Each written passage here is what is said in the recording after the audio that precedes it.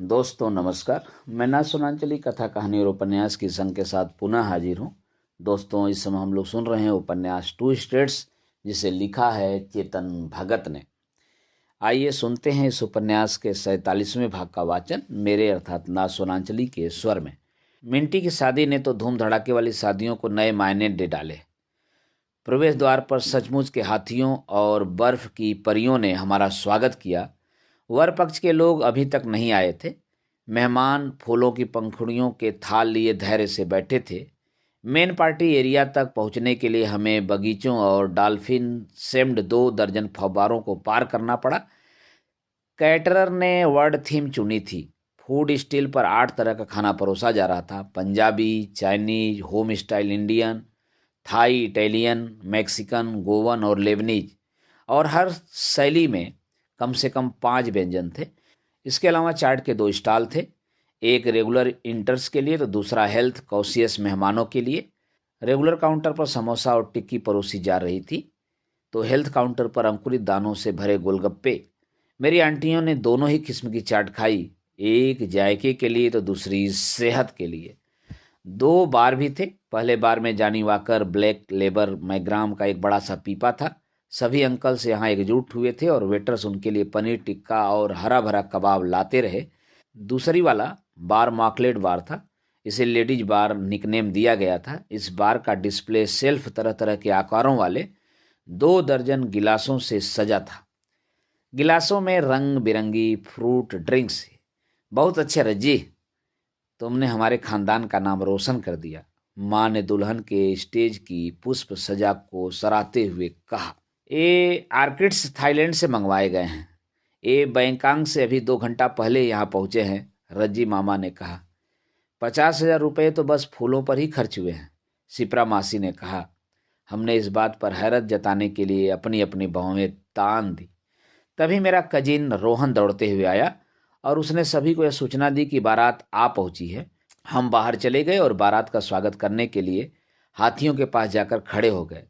रोहन ने मुझे गुलाबी पगड़ी दी। इसे दूल्हे का स्वागत करने वाले दुल्हन के सभी भाइयों और करीबी पूर्व संबंधियों को पहनना होता है।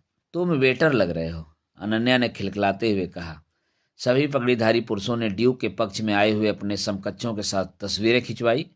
मैंने ड्यूक के कजिन प्रिंस के साथ फोटो खिंचवाया। मिंटी के पिता ने खिस्से निपोरते हुए ड्यूक के पिता को गले लगाया और उनके साथ फोटो खिंचवाया। ड्यूक के पिता की त्योरियां चढ़ी हुई थी। लड़के का बाप इतना गुस्से में क्यों है, अनन्या ने पूछा। शायद उसे भूख लग रही हो, मैंने कहा।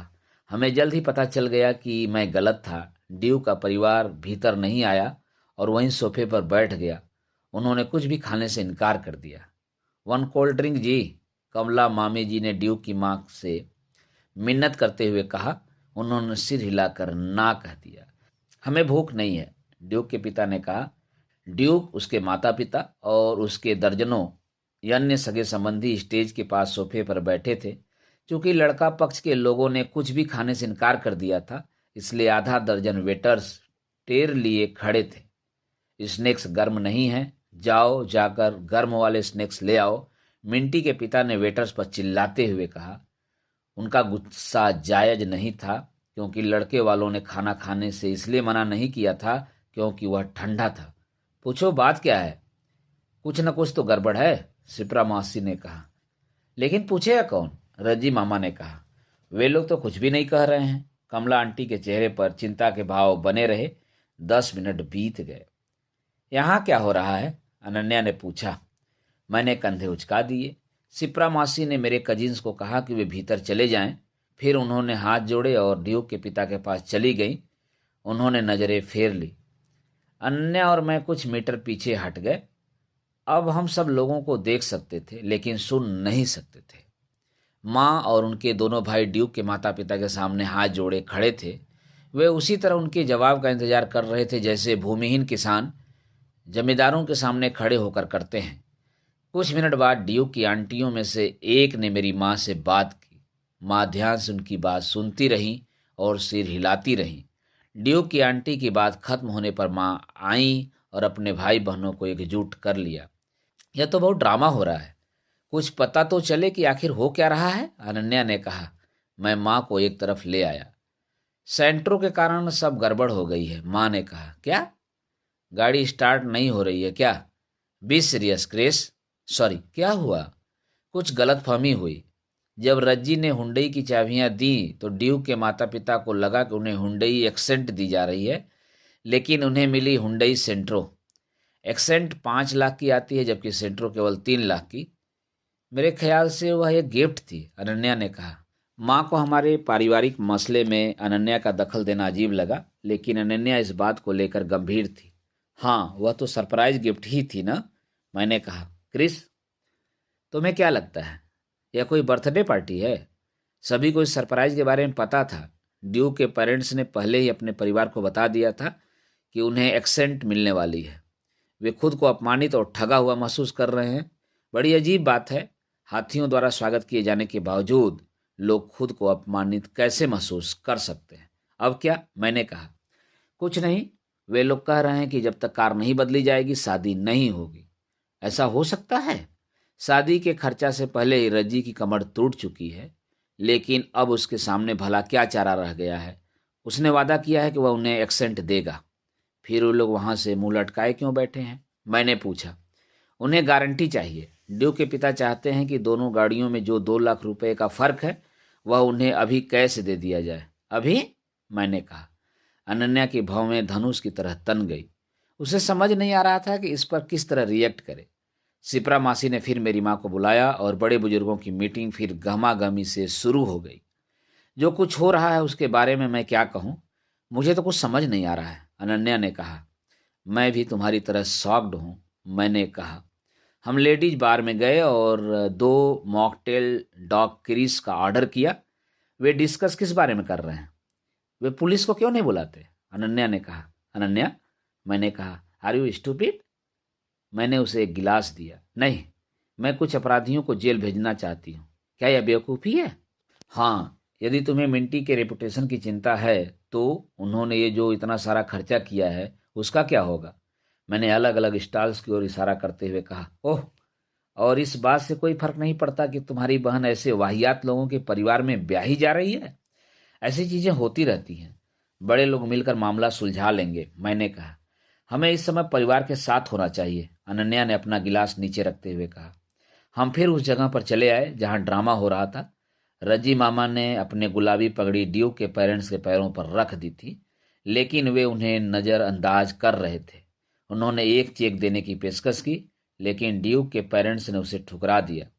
इतने कम समय में कोई भी इतनी बड़ी रकम लेकर नहीं आ सकता। इसी दौरान नए मेहमान भी पार्टी में आने लगे थे।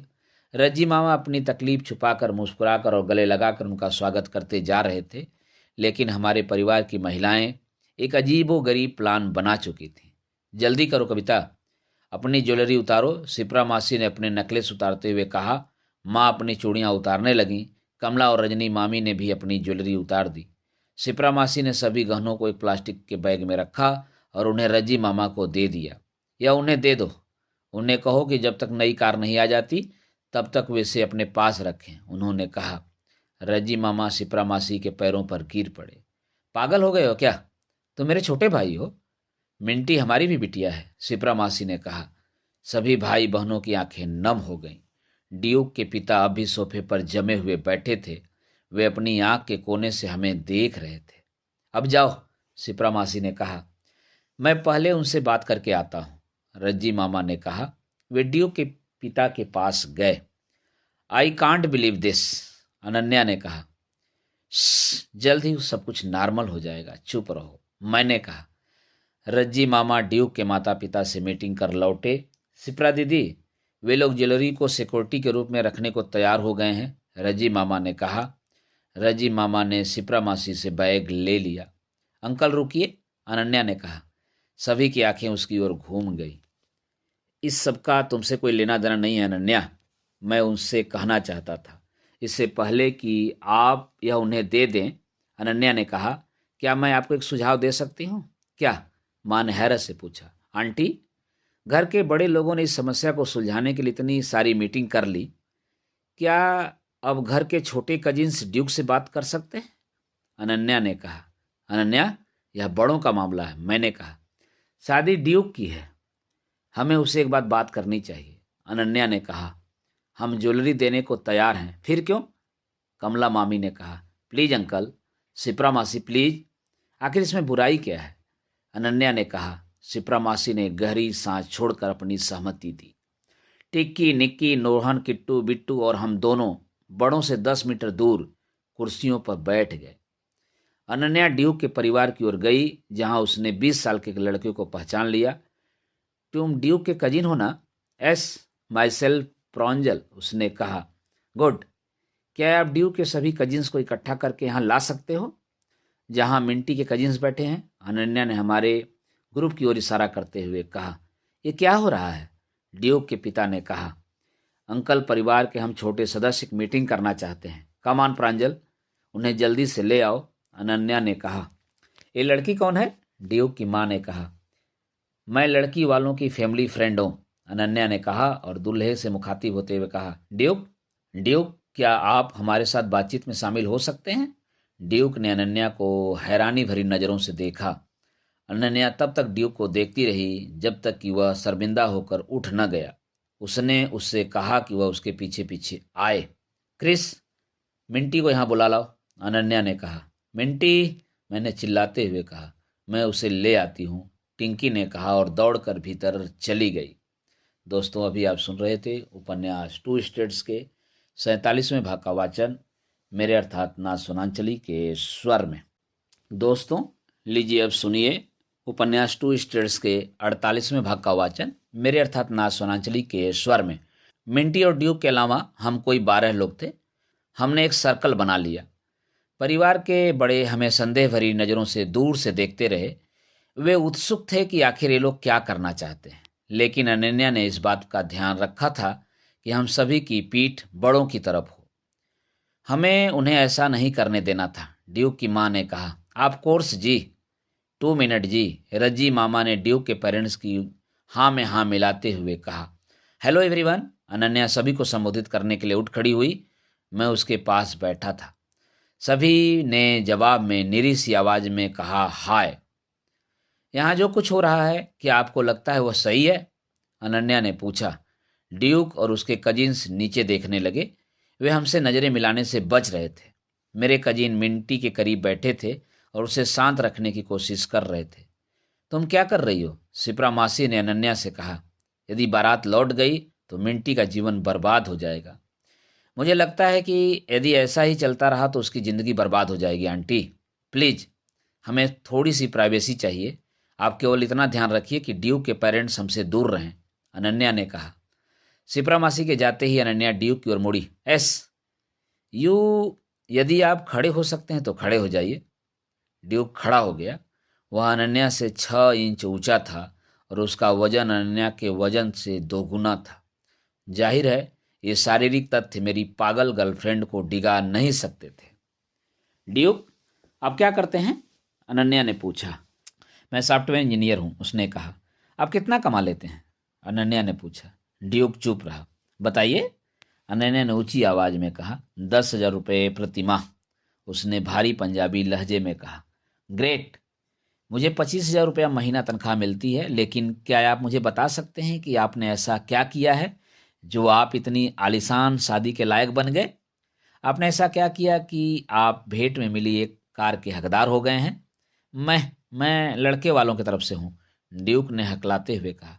तो आपने मिंटी को देखा है? अनन्या ने कहा। ड्यूक ने सिर हिलाकर हाँ कहा। आपकी शादी हो रही है, इसलिए आपको ऐसी लड़की मिल रही है। यदि आपको उसे पटाना पड़ता तो क्या कभी सपने में भी सोच सकते हैं कि आपको ऐसी गर्लफ्रेंड मिलती? ड्यूक चुप रहा और अपने शरीर के भारी वजन को एक पैर से दूसरे पैर पर शिफ्ट करता रहा। क्या? अनन्या ने कहा। This is too much, Duke ने कहा। I am too much, Ananya ने सहमति जताते हुए कहा और ड्यूक को भरतनाट्यम स्टाइल में घूरकर देखा। इसके बाद वह फिर बोलने लगी। क्या आपको पता है कि आपके लिए यह शादी रचाने के लिए मिंटी के माता पिता को क्या क्या कर गुजरना पड़ा है? यह कार आपकी 2.5 साल की तनख्वाह के बराबर है, मिस्टर ड्यूक। इन दोनों पार्टियों ने उन्हें कर्ज में झोंक दिया है। अब आपको एक्सेंट चाहिए, लेकिन वह आपकी एक्सेंट नहीं होगी। वह एक ऐसी चीज होगी जिसे आपने एक असहाय पिता से छीन लिया है। क्योंकि वह नहीं चाहता कि उसकी बेटी के ब्याह पर ड्रामा हो और उसकी शादी एक स्कैंडल बन जाए। ड्यूक की समझ के हिसाब से ये शब्द बहुत थे। अपने सभी कजिन्स की तरह वह भी स्तब्ध रह गया, लेकिन इसकी वजह अनन्या द्वारा कही जाने वाली बातों से ज़्यादा उसका आत्मविश्वास और उसकी फटाटेदार अंग्रेजी थी। बैठ जाइए, अनन्या ने कहा। ड्यूक ने फौरन उसकी आज्ञा का पालन किया। अनन्या सभी से मुखातिब होते हुए बोली, ड्यूक के सभी भाइयों बहनों, सुनो, कोई एक्सेंट नहीं दी जाएगी। परिवार के बड़ों ने अपना असली रंग दिखा दिया है, इसलिए अब पूरा बीड़ा ड्यूक और आप लोगों को ही उठाना है। यदि ड्यूक सम्मानपूर्वक मिंटी से विवाह करना चाहते हैं तो उन्हें यह बात कहनी चाहिए। यदि वे ऐसा नहीं कहते तो वे ना समझ हैं और हम यह शादी नहीं चाहते। अनन्या बेटी, हमारी मीटिंग को लंबा खींचते देख रज्जी मामा चले आए। अंकल, हमारी मीटिंग तकरीबन पूरी हो चुकी है, अनन्या ने कहा। बस 5 मिनट और बचे हैं। ड्यूक, जल्दी से कोई फैसला कीजिए। सभी चुप हो गए। Brand manager HLL, MBA, IIMA में पॉपुलर वोट से बेस्ट गर्ल घोषित की गई और मेरे वोट के कारण बेस्ट गर्लफ्रेंड आकी गई। अनन्या स्वामीनाथन ने ड्यूक के परिवार के युवाओं को सोचने पर मजबूर कर दिया था। दोस्तों, अभी आप सुन रहे थे उपन्यास टू स्टेट्स के 48वें भाग का वाचन मेरे अर्थात ना सोनांचली के स्वर में। दोस्तों, अब लीजिए सुनिए उपन्यास टू स्टेट्स के 49वें भाग का वाचन मेरे अर्थात ना सोनांचली के स्वर में। समय बीतता रहा, लेकिन कजिन्स चुप्पी साधे रहे। ड्यूक कुछ कहना चाहता था, लेकिन उसने दूर से अपने माता पिता के तने हुए चेहरे देखे तो वह चुप रह गया। फिर वह अपने कजिन्स की ओर मुड़ा और वे एक दूसरे के कानों में कुछ फुसफुसाने लगे। 4 मिनट बाद वह फिर खड़ा हो गया और अनन्या को संबोधित करते हुए बोला, एक्सक्यूज मी मैडम, मेरा नाम अनन्या है, कहिए, क्या हम बड़े बुजुर्गों के पास जा सकते हैं? मैं माँ से बात करना चाहता हूँ। किस बारे में? अनन्या ने उसका रास्ता रोकते हुए कहा। तुम इतनी सुरमा क्यों बन रही हो? जाने दो मुझे। चलो सभी चलते हैं, अनन्या ने कहा। सभी कजिन्स अपनी अपनी कुर्सियों से उठ खड़े हुए और बड़ों की ओर चल पड़े। ड्यूक अपनी माँ के पास गया। मम्मी, मैं मिंटी से शादी करना चाहता हूँ। ड्यूक की माँ ने अपने बेटे को हैरत से देखा। लेकिन उन्होंने हमारे साथ धोखाधड़ी की है बेटा, ड्यूक के पिता ने कहा। रजी मामा एक बार फिर उनके पैरों में गिर पड़े।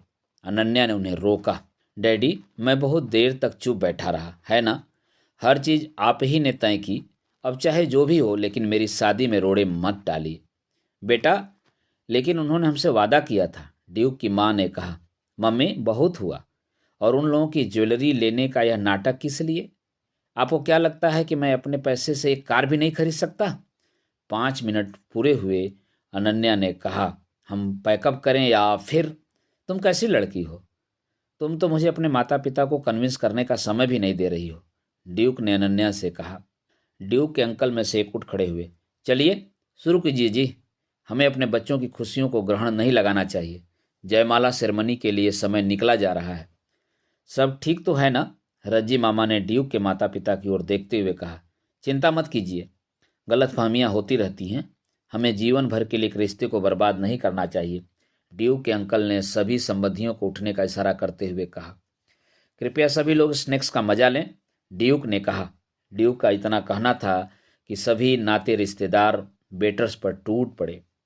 शादी के दौरान पंजाबियों को खाने से दूर रखना बहुत ज्यादती है, खास तौर पर तब जब दूल्हे को मिलने वाली कार से उन्हें कोई फायदा न होने वाला हो।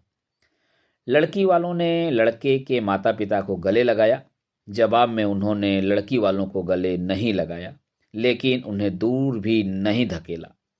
रज्जी मामा मिठाई का एक डिब्बा ले आए और ड्यूक के माता पिता का मुंह मीठा कराया। शक्कर की मिठास ने उनके हाव भाव बदले। डीजे ने म्यूजिक बजाना शुरू कर दिया। शादी फिर पटरी पर आ गई। सभी लोग सोफे से उठकर स्टेज की ओर चल दिए, लेकिन एक लड़की वहीं खड़ी रही। वह साउथ इंडियन लड़की थी जो मेरे साथ चेन्नई से यहाँ तक आई थी। उसने उन लोगों से क्या कहा? सिप्रा मासी ने मुझसे पूछा।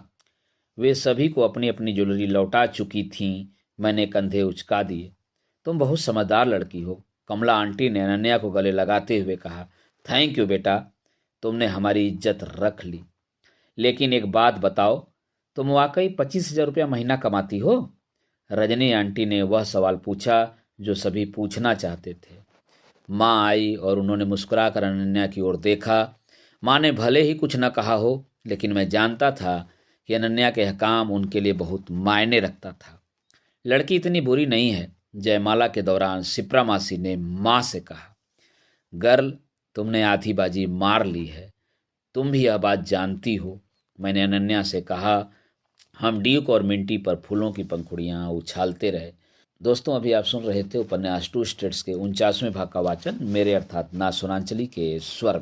दोस्तों, अब लीजिए सुनिए उपन्यास टू स्टेट्स के 50वें भाग का वाचन मेरे अर्थात ना सुनांचली के स्वर में। तो माम, मैंने कहा, जैसा कि मैं कह रहा था, हम किचन में थे। तुम यह 4 बार कह चुके हो, तुम्हें कुछ कहना भी है या नहीं? माँ ने कहा। उन्होंने उबलती हुई चाय स्टोव से हटाई। अनन्या कल जा रही है, मैंने कहा। ठीक है, माँ ने कहा। उन्होंने मेरी ओर चाय का एक प्याला बढ़ाया। जाने से पहले मैंने उसे कुछ बात करने घर पर बुलाया है। और माँ ने कहा, हम आपके फैसले के बारे में जानना चाहते हैं। मैंने कहा, यह तुम्हारा फैसला है। उन्होंने कहा, ठीक है, हम आपकी राय जानना चाहते हैं, जो कि मेरे फैसले के लिए बहुत ज़रूरी है। उफ, तुम और तुम्हारी एमबीए टर्म्स, माँ ने कहा। अनन्या दोपहर तक घर आई। हम डाइनिंग टेबल पर बैठे थे। माँ ने एक खरबूज काटा। मॉम, जो न सोचा था वह हो गया। आपके रिश्तेदार अनन्या को पसंद करने लगे। क्या अब मुझे उसे शादी करने के लिए आपकी अनुमति मिल सकती है? तुम्हें मेरी अनुमति की जरूरत नहीं है, माँ ने मेरी ओर खरबूजे की एक फाक बढ़ाते हुए कहा। अनुमति नहीं तो सहमति? क्या हमें आपकी सहमति मिलेगी? मैंने कहा। उन्होंने कुछ फाके अनन्या की ओर बढ़ाई। क्या मैं इसे हाँ समझूं? मैंने कहा। कमला और रज्जी इसे बहुत पसंद करने लगे हैं, माँ ने कहा। क्या आप भी मुझे पसंद करती हैं आंटी? यदि नहीं तो मुझे बता दीजिए, अनन्या ने कहा। ऑफ कोर्स बेटा, मैं तुम्हें पसंद करती हूँ, माँ ने अनन्या के सिर पर हाथ रखते हुए कहा। लेकिन दूसरे लोग भी हैं, जैसे तुम्हारे परिवार के लोग। मेरे परिवार के लोग क्रिस को बहुत पसंद करते हैं। हाँ, लेकिन क्या दोनों परिवार एक दूसरे को पसंद करते हैं? तुम दोनों खुश हो सकते हो, लेकिन घर के बड़े भी तो अपने संबंधियों के साथ खुश होने चाहिए। साबरमती आश्रम वाली घटना याद है ना? धैर्य रखो माम, समय के साथ दोनों परिवार एक दूसरे के करीब आ जाएंगे, मैंने कहा। जाने से पहले अनन्या ने एक बार फिर मेरे पिता का जिक्र किया। क्रिस के डैड राजी नहीं होंगे? उसने पूछा। माँ एक टेढ़ी मुस्कान मुस्कुरा दी। वे हमें टीवी तक तो देखने नहीं देते। क्रिस द्वारा अपनी पसंद की लड़की से शादी करना तो दूर की बात है। लेकिन ठीक है, अगर मेरे भाई बहन राजी हैं तो अच्छी बात है, नहीं तो ऐसा कभी नहीं हो सकता था, माँ ने कहा। अनन्या ने सिर हिला दिया। माँ अपने कमरे में गईं और सोने की 2 चूड़ियाँ ले आईं। नहीं आंटी, अनन्या ने कहा, लेकिन माँ ने उसे वो चूड़ियाँ पहना दीं और उसका माथा चूम लिया। हवा में गुलाब की पंखुड़ियों की तरह खुशी तैरने लगी और मैंने कल्पना की कि मैंने हवा में 3 बार मुक्का लहराया है। तो नेक्स्ट स्टेप क्या होगा? शादी की तारीख? अनन्या और मैं अपने अपने ऑफिस के फ़ोन पर बतिया रहे थे। यू नो, तुम्हारी माँ सही हैं। एक गैप तो है, अनन्या ने कहा। कौन सा गैप? मैंने कहा। मेरे पेरेंट्स तुम्हें पसंद करते हैं, तुम्हारी माँ मुझे पसंद करती हैं, लेकिन ये दोनों एक दूसरे को पसंद नहीं करते। अहमदाबाद में जो कुछ हुआ उसे कैसे भुलाया जा सकता है? अनन्या ने कहा।